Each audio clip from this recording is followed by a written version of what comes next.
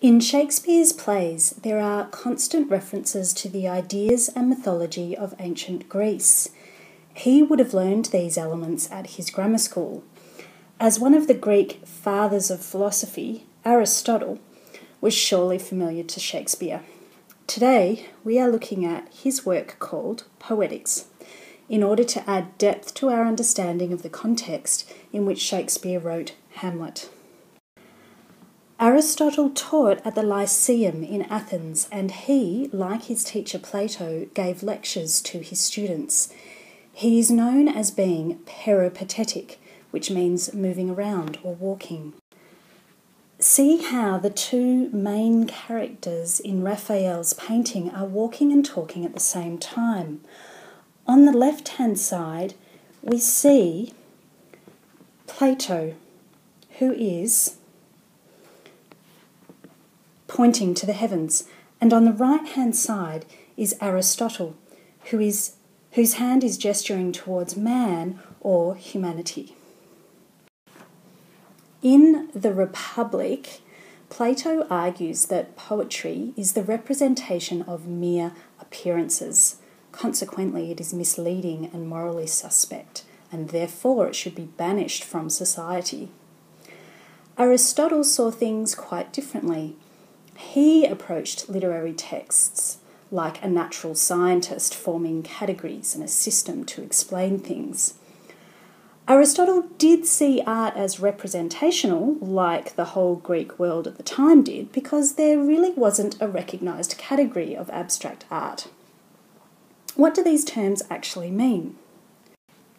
The Mona Lisa here can be recognised as a representation of a woman.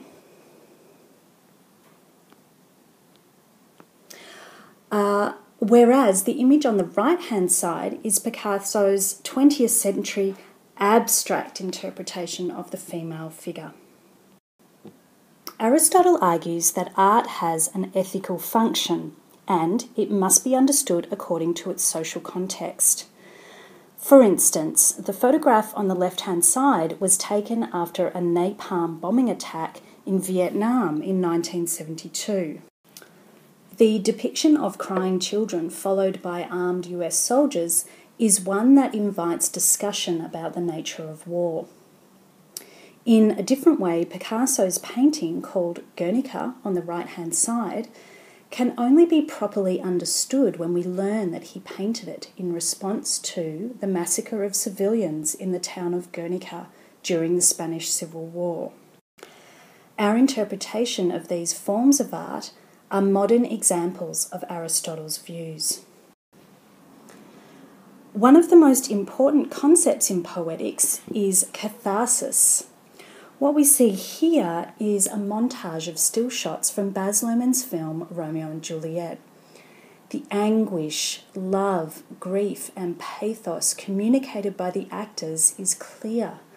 Aristotle defined the experience of catharsis by the audience as an essential part of watching the production of a tragedy. Therefore, art performs a more layered role in society than something like a public information campaign, for example, on drink driving or taking illicit drugs. Poetics is possibly the first attempt at literary analysis. I'll give you some time to read about the itsy bitsy spider.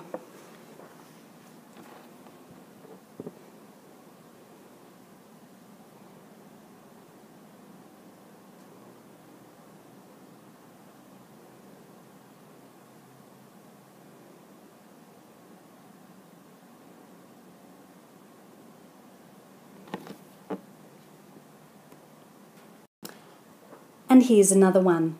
Literary analysis can go in all sorts of directions.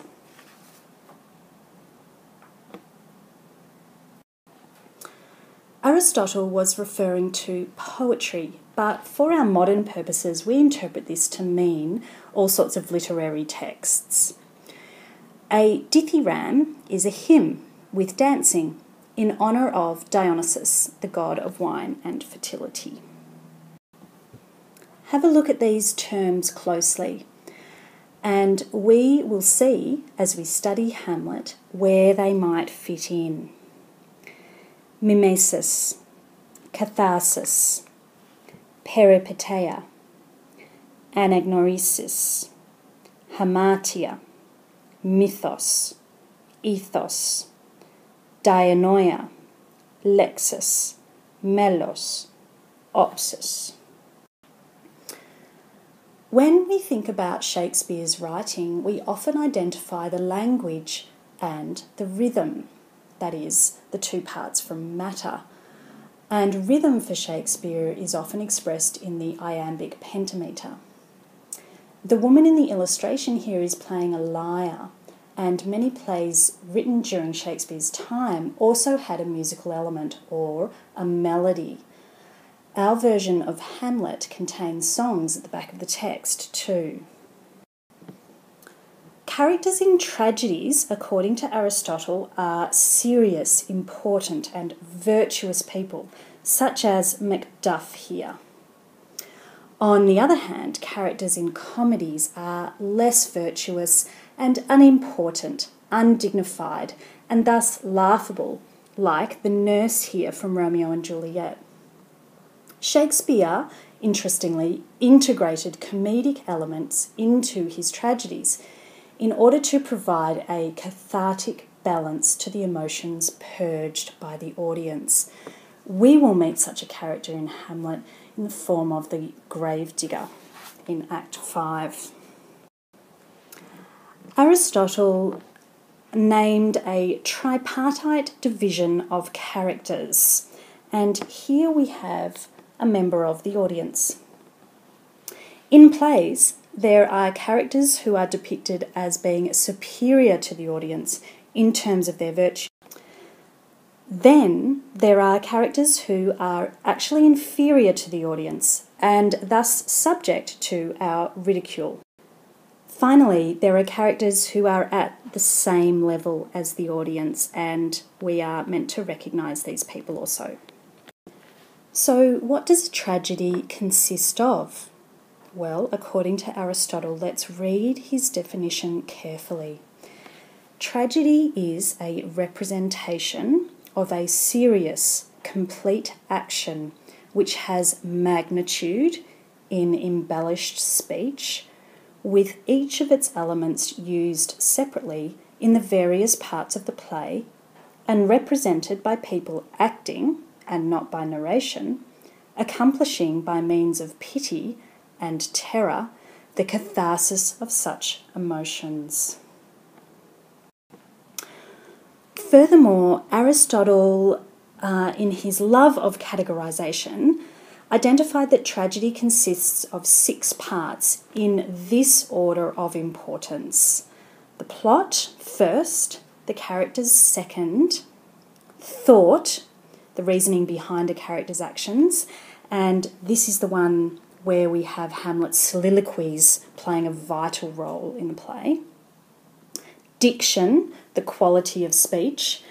This is kind of interesting when we consider the amount of times that Hamlet moves out of the formal iambic pentameter and speaks in the common speech when he is apparently mad.